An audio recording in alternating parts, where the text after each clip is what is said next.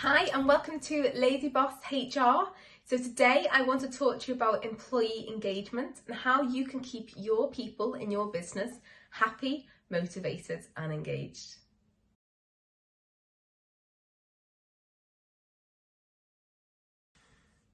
So this is a subject that I am really passionate about, and I don't know if you know, but I am actually a business psychologist. That was my background, that was what I studied before I went into HR. So it really does resonate with me, and I do believe that this is a really, really important subject. I'm always telling my clients that their most expensive resource that they have is their people. And I think because we've been through a couple of years of change, uncertainty, as we've talked about several times, being in the office, not being in the office, not some people not having uncertainty over their actual job. It's very important for you to reset your engagement strategy at this point in time. And you might be listening to me now and you might think, well, I'm a really small business, I've only got a couple of staff, I don't need an engagement strategy. I'm afraid I'm going to have to disagree with you with that, because it doesn't matter whether you've got one member of staff or you've got thousands of staff. They're your people, you want them to be engaged and you want them to be productive. So I'm just going to talk to you today a little bit about how you can take a few steps to reset that engagement strategy.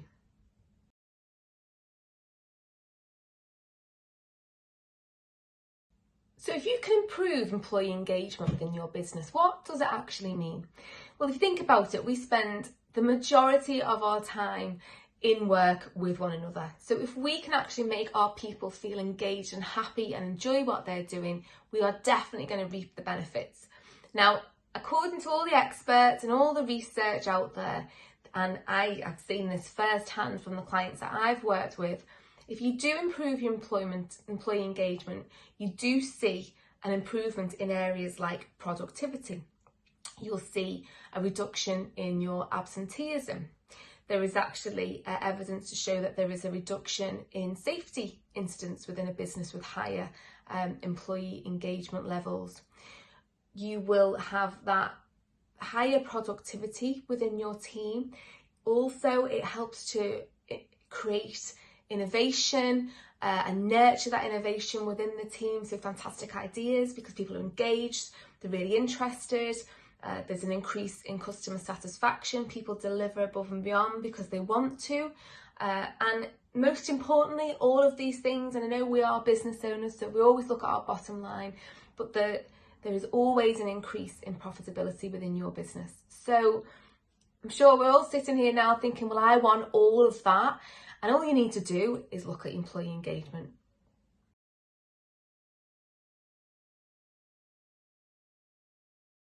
So what steps can you take as a business owner to improve your employee engagement?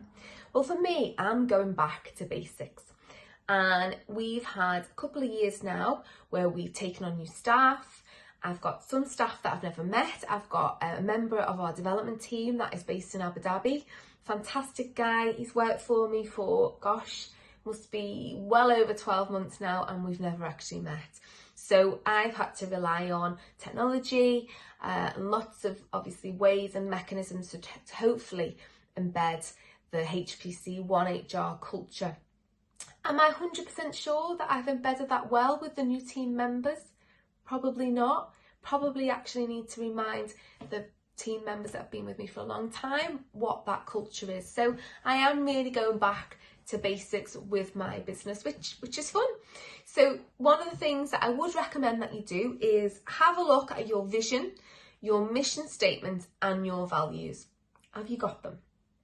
If you've got them, I know this might sound a bit of a silly thing to say, but do you know what they are? Because so many organisations are unsure, or actually there's no clarity and people think that they're different. So do we know them? Are they clearly defined? Are they still fit for purpose for your organisation?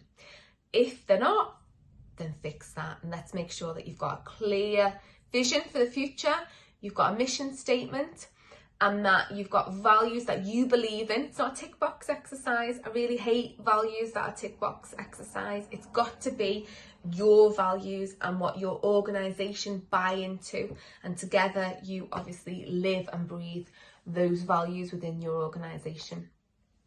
The next thing that I'm going to be doing is looking at my organogram. So there's been 2 years of change. Maybe not so much in my field, but I know there's certainly been a lot of change with a lot of our clients. So we've changed the way in which we work. We've changed the way in which we communicate with one another. We've changed some of our sort of spending patterns, the way in which the expectation around customer service. There's so many things that have changed, some for the good in the last 2 years. And what it means is obviously we've got to, as business owners, adapt and evolve to deliver those services or those products. So what's really important now is to make sure that our organogram and our structure moving forward fits with those needs. So it's a good time to have a look.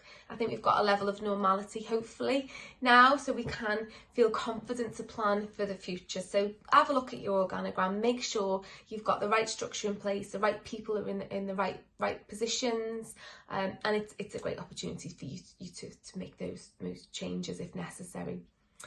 That leads me on nicely to job descriptions. So be honest now, it's only you and I. Have you got job descriptions? Has everyone in your business got a clearly defined job role and they know what is expected of them? And you are not on your own if this is not the case.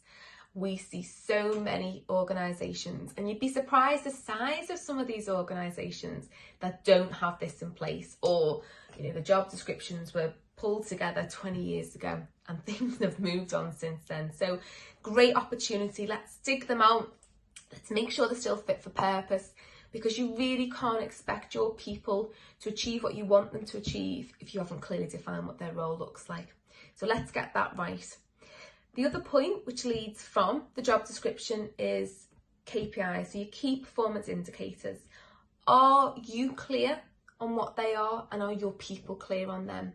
Because I know if you've listened to some of my YouTube videos before, I always talk about the importance of that communication and that message that comes from the top and it cascades down your business.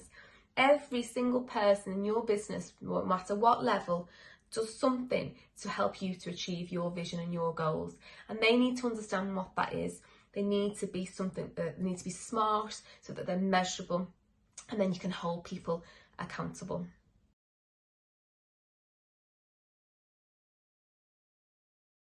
And my final point on this today, and believe you me, I could spend all day talking to you about this subject, and I'm sure I will, but do it in bite size so you can listen to when you feel comfortable too, with your cup of tea. But the important thing now is I would do what I've mentioned to you before, and then once you've got everything in place, it's about communication. Communication is so important, and this has to be a continuous process. This is not, we'll do it once, we'll tell everyone what the vision is, we'll pop it in our employee handbook and that's it, job done. I haven't got to look at that for 5 years. This has got to be continuous. You've got to continually remind people to be able to embed that culture. So a couple of ideas for you would be things like an away day. I've got lots of clients that are doing that now. They're resetting the year, they're having an away day. It's a great opportunity for some team building as well, but they're talking about important stuff within their business. So things like what their vision is. I've got some clients that are actually using it as an opportunity to actually decide what their values are going to be and involving their people in creating those values for the future for their business. So that would be a great way maybe to kick off sort of your year. Then I would always recommend those team meetings, whatever format they look at, whatever frequency you want to do that.